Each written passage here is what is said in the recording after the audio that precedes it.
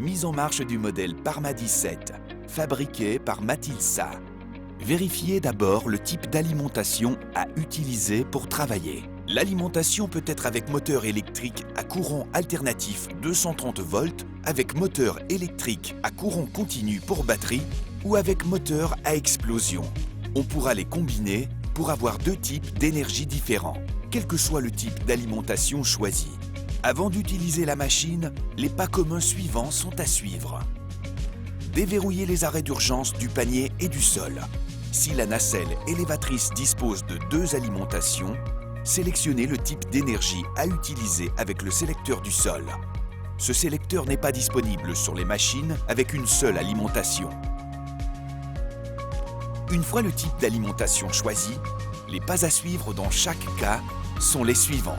Pour l'alimentation avec courant alternatif 230 volts, connectez le réseau monophasé 230 à la prise située sur le châssis de la machine. Pour l'alimentation avec courant continu des batteries, enclenchez le connecteur de batterie. Pour l'alimentation par moteur à explosion, ouvrir l'alimentation d'essence et d'air, accélérez le moteur et tournez la clé de contact pour mettre en marche. Une fois le moteur lancé, quittez l'air et laissez le moteur accélérer au tour approprié. Une fois l'alimentation branchée, la machine est prête à être utilisée. Pour utiliser la machine du sol ou depuis le panier, il faut d'abord appuyer les stabilisateurs au sol. Pour ce faire, tournez la clé de contact du tableau de commande sur la position sol et ouvrir le robinet hydraulique sur la position verticale. Pour déplacer chaque stabilisateur depuis le tableau de commande du châssis, appuyez simultanément sur le bouton électrique et une des 4 commandes. On peut les utiliser 2 par 2 pour niveler plus facilement. Ce tableau explique la disposition des commandes par rapport au mouvement des stabilisateurs. Le niveau visuel devra être compris entre 0 et 2,5 degrés pour élever en toute sécurité. Une fois la machine stabilisée, on peut utiliser les bras, du sol ou depuis le panier. Avant de procéder au levage, il faut déverrouiller les bras. Pour le faire du sol, il faut la clé de contact sur la position sol.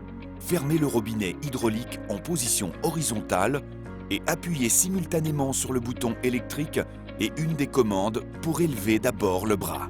Ce tableau explique la position de chacune des commandes par rapport au mouvement des bras. Pour le faire depuis le panier, il faut fermer le robinet hydraulique en position horizontale et mettre le sélecteur clé sur la position panier. Pour utiliser les bras depuis le panier, il faut utiliser simultanément la pédale et n'importe quelle des commandes de levage avant celle de la rotation de la tourelle. Ce tableau explique la position de chacune des commandes par rapport au mouvement des bras. Descente d'urgence. Pour faire une descente d'urgence manuelle du sol, il faut pomper de la pression manuellement avec le levier situé sur le plateau de la machine et en même temps actionner n'importe quelle des commandes de descente. Si en travaillant depuis le panier, un des stabilisateurs perd de la pression, les bras s'immobilisent. Pour activer de nouveau les bras et pouvoir descendre au sol et corriger le défaut, il faut appuyer simultanément sur le bouton d'urgence et une des commandes pour la descente des bras. Si la nacelle élévatrice est équipée d'un système automoteur, le processus d'utilisation est le suivant. Avec la clé de contact sur la position sol et le robinet hydraulique ouvert sur la position verticale, actionnez simultanément sur le plateau avant le bouton électrique et la commande pour pouvoir rapprocher les rouleaux des roues. Ensuite, pour effectuer le déplacement, actionnez simultanément le bouton électrique et la commande omnidirectionnelle pour pouvoir déplacer facilement la nacelle élévatrice. Pour plus d'informations, veuillez lire le manuel d'instruction de ce modèle.